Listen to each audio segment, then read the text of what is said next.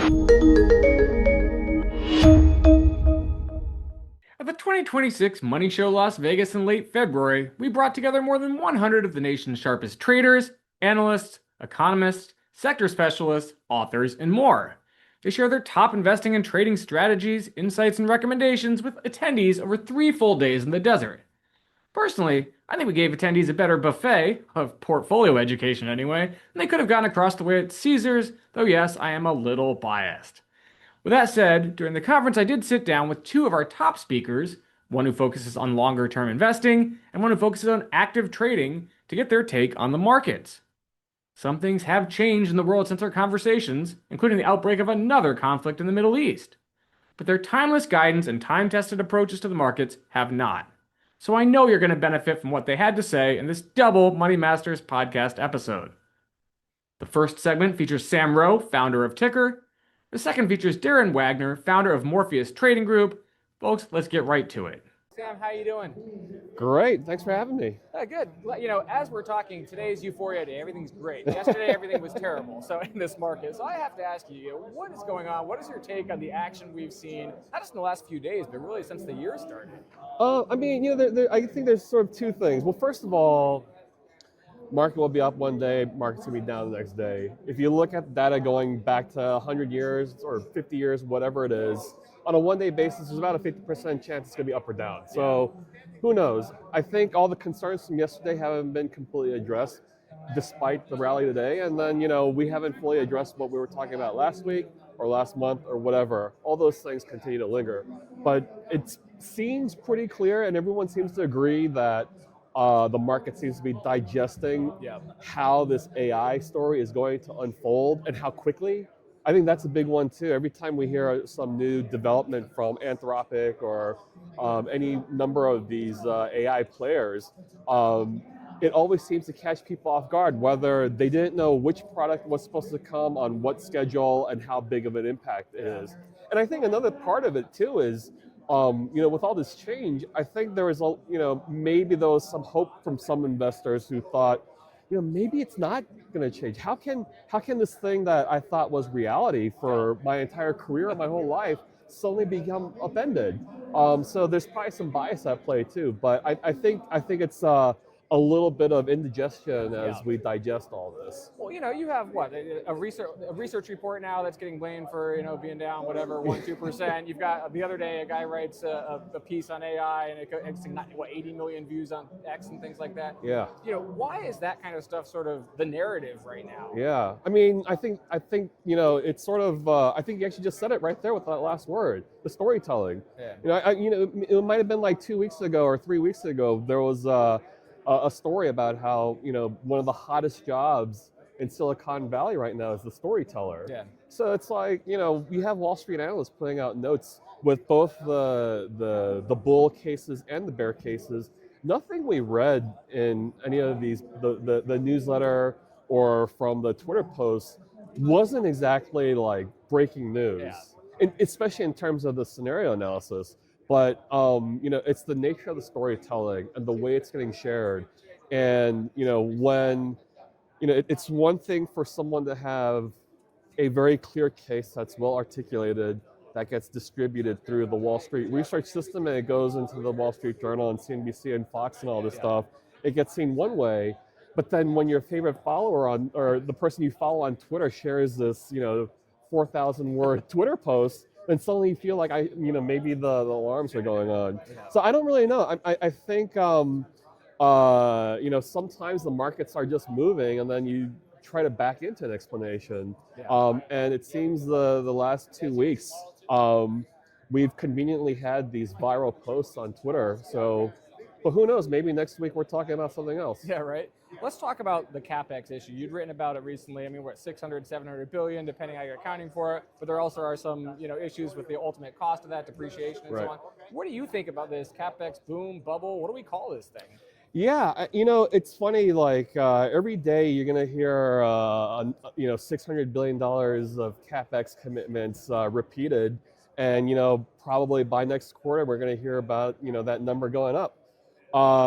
And on an absolute basis, these are terrifying numbers for a lot of people. How do you wrap your head around these numbers? It's like, I don't think the brain is actually wired to make sense of this.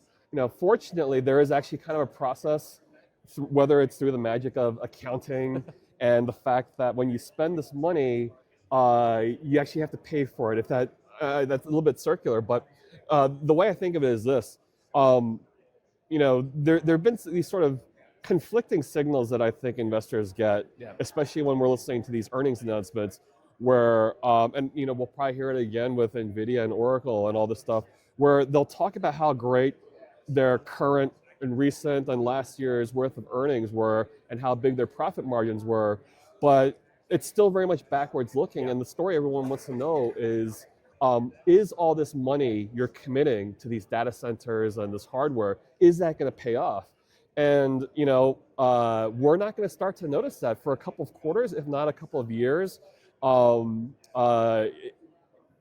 can spend all this cash, you can raise debt, and then commit, but eventually that starts showing up on the income statements through depreciation expense. Which, if there's one thing that's certain, the depreciation expense line is going to balloon for these players. So the question is, does Oracle and Microsoft and Alphabet, do these companies figure out a way to either cut all of their other costs to keep their profit margins healthy, or do they figure out some way to get revenue much higher than what the analysts are currently forecasting?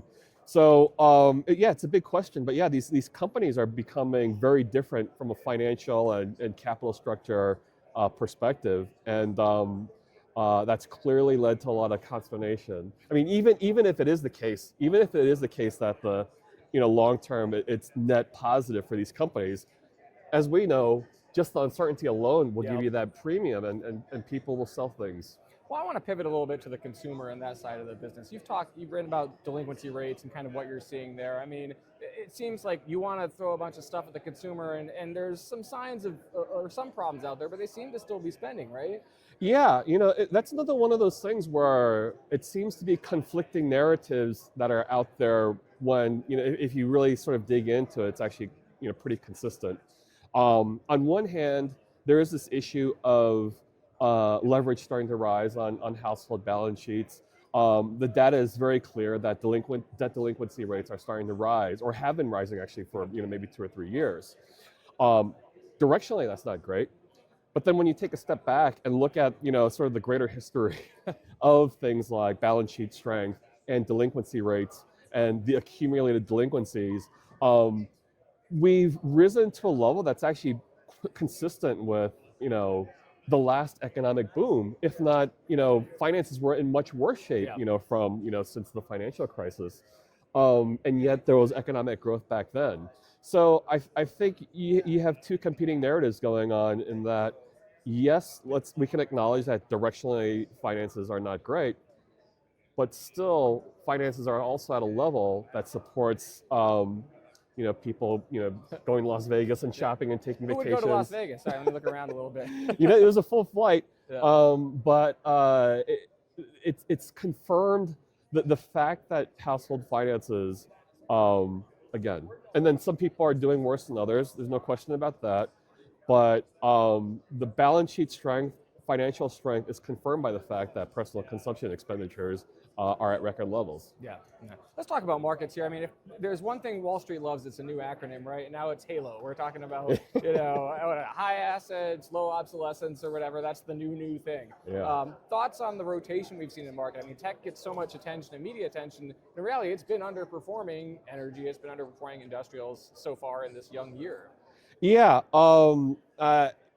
that's a tough one. Everyone wants to know which companies and which products and which services are going to be the ones that are around in the next 5, 10, 15 years. It's tricky because for two reasons. One, we don't know. We just flat out it's such a nice idea that machines will write all of our code and do all of our software for us.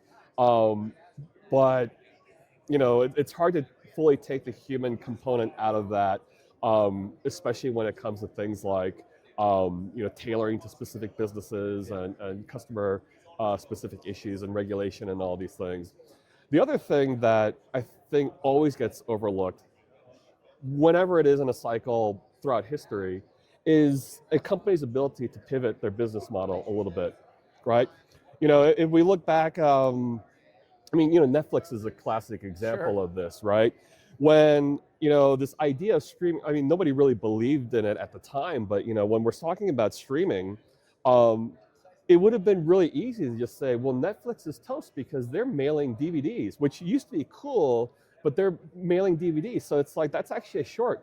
And if your thesis was that the mail DVD business was doomed, then your thesis would have been right. But the thing is, the business model and the capital allocators, right? I think this is something that's underrated. The capital allocation decisions at these companies was such that they moved in a different direction. Everything, even the Mag 7, when we talk about them every day, Google search is still a big part of their business, but they have all these other things going on. Amazon used to sell books on a website, and now they're one of the biggest cloud services business on the planet. Facebook, you used to look at your friends' photos, but they have WhatsApp and Instagram and all these multi-billion-dollar businesses on their umbrella. And don't even get me started with Microsoft. Like that's like a buffet, a Las Vegas buffet of billion-dollar businesses. There you go. Another Las Vegas reference. I love it. Very topical. I guess as we kind of wrap things up, thoughts, big picture on the market. We had 24% give or take up years for the S&P, another 16% last year. Seen some volatility so far in this year. What kind of outlook do you have? What do you sum it all up? Yeah, I'm a lifelong, broadly diversified index investor, and I'll say two things. One, if you do have a good sense, and we were talking about stuff like this, this Halo thing, and the businesses that are sort of impervious to AI. AI is not gonna replace Coca-Cola or whatever. It might make it cheaper to make or whatever. But if you do see those opportunities, and maybe maybe now's the time to be overweight some of these things, because the productivity gains and the opportunities can last forever. And the other side of it too is, hey, maybe you want to anchor your strategy and your portfolio in something like a broadly diversified index fund, because as history shows, there have been these periods where you have market leaders and market concentration very heavily weighted toward these massive companies that at some point those massive companies and those market leaders will lag and shrink, and maybe you don't ever hear about it. I don't really have a forecast here, but let's not pretend like it's not an impossibility that maybe a couple of the Mag 7 names we're talking about, maybe in 10, 5, 15 years, some of them aren't even in the index anymore. Again, we have no idea how they will adapt to the new world and how their business models will change. But the important thing being that even historically, when you do have market leaders lag, the market has managed to trend higher even though during those periods of transition. So I think it's very important to at least be anchored in something that's broadly diversified, that's going to capture those winners. Yeah, got it. Well, Sam, I appreciate you taking some time out to chat here in Las Vegas. Best of luck with the rest of the show. Thanks.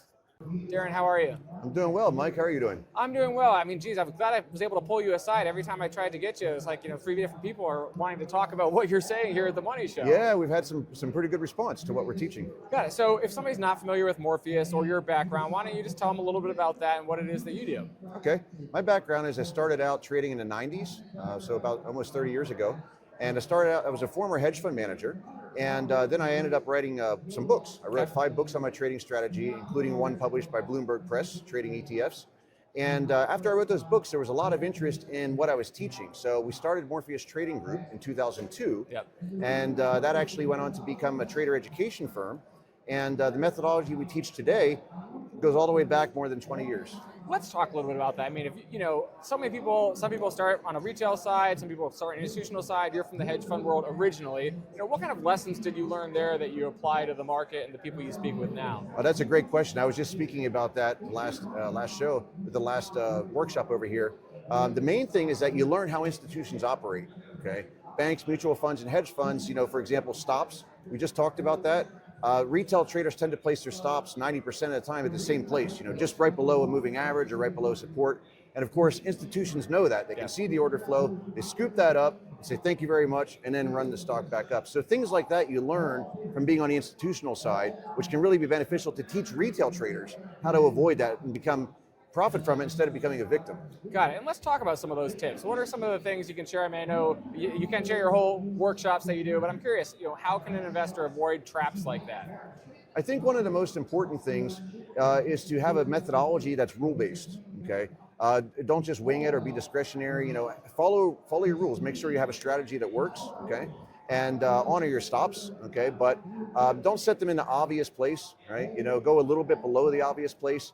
Another thing somebody can do is wait for price confirmation. If something's pulling back and you're looking for an entry point, instead of buying it while it's pulling back, wait for the price to go back up and the volume to confirm. Higher volume is key. Volume is the gasoline that drives rallies. So we always look for volume confirmation in everything we do. If you're a new trader, one of the best piece of advice I can give you is pay attention to volume, because it's the part that many new traders overlook. Got it. And is most of what you teach geared at day traders, swing traders? What kind of audience do you typically speak to and educate? Our actual trading strategy focuses on swing trading. However, the methodology we teach does work equally well for day trading and for position trading, because it's all based upon technical analysis and psychology, which doesn't really change depending on the time frame. So, but swing trading is what most of our members are swing traders. Okay, and you brought up the psychology angle to all this. I mean, how can we avoid becoming our own worst enemy if we're trading? Mike, the thing is, most courses and most people that teach trader education, they focus on technical analysis or this proprietary indicator or that, and psychology is an afterthought. Oh yeah, by the way, you need to have psychology. Yeah. I firmly believe that that's backwards. Okay, I think that psychology needs to be the foundation of everything you do, right? Because if you can't follow your plan, then nothing else matters. You could have the best strategy in the world, but if you can't follow it, you're not going to make money. So we focus on trading psychology, how to actually follow your process, okay? How to not be dominated or how to be ruled by fear, greed, hope, and regret. That's a big focus on what we teach. And the big thing we teach is, our mantra at Morpheus is trade what you see, not what you think, which means that don't have an opinion. Look at the chart and whether the chart's telling you. It really keeps you out of trouble. Got it. Well, let's talk about a market like this. I mean, there's so much noise thrown at people, whether it's politics, whether it's geopolitics, economics, what have you. So as a trader, do you drown that out, or you sort of focus on what's in front of you? What are some tactics that people can use? That's a good point. And definitely lately, market's definitely been very erratic lately, because a lot of news coming out every day and big moves in both directions. I think one of the biggest things you can do, again, trade what you see covers that. To be honest, I really don't pay much attention to the news, okay? Because so many times, what you think is good news comes out and the price goes down, and the opposite. You think, well, that's got to be bad news, and the price goes up. So paying attention to news is just a really good way to set yourself up for failure if you're making your trading decisions based on it. Now, of course, if you're just following the news so that you can have a big picture idea of what's going on, that's okay. Sure. But I would say just turn off CNBC. would be my advice. There you go. Let me ask you a question. At your booth, you had some material about, a question. What type of trader are you? Why is that important? Why do you have to sort of know yourself if you're going to be in this business? When we created our TradeQuest program, we wanted to actually get into the heads of people that have the same issues over and over again. Basically, over the past 20 plus years I've been working with traders, what I found is that there's about 10 or so different challenges that every trader has. Yep. It's always the same. It's either they sell too early, they sell too late, they don't follow their plan. So as a result, we created the TradeQuest program to target each one of those challenges, so that when someone takes our program, they can say, oh, that's me. And when they identify with that character, then they'll be able to follow that all the way through and see how did they overcome that. So we ask at the booth, what type of trader are you? What's your trading challenge? That's what we work on, is attacking whatever trader challenge somebody has. I want to know, with all these new vehicles, these ways you can trade markets, everything from prediction markets to zero DTE options, there's all kinds of new vehicles that people didn't have access to before. Does that change the game, or is it really, you just still have to apply the same principles no matter what instruments you're trading? For the most part, it's the same. I mean, there's some nuances, obviously, depending on the instrument, but the methodology we teach, it can work for stocks, for crypto, for Forex, for futures. It's all very similar, as long as you're following the process. But obviously, there are some nuances you have to pay attention to. Got it. Well, Deron, I appreciate you taking some time out here. I know you're a busy man. Great talking to you, and hopefully the people at home can get some ideas out of this. Thank you very much, Mike. Take care.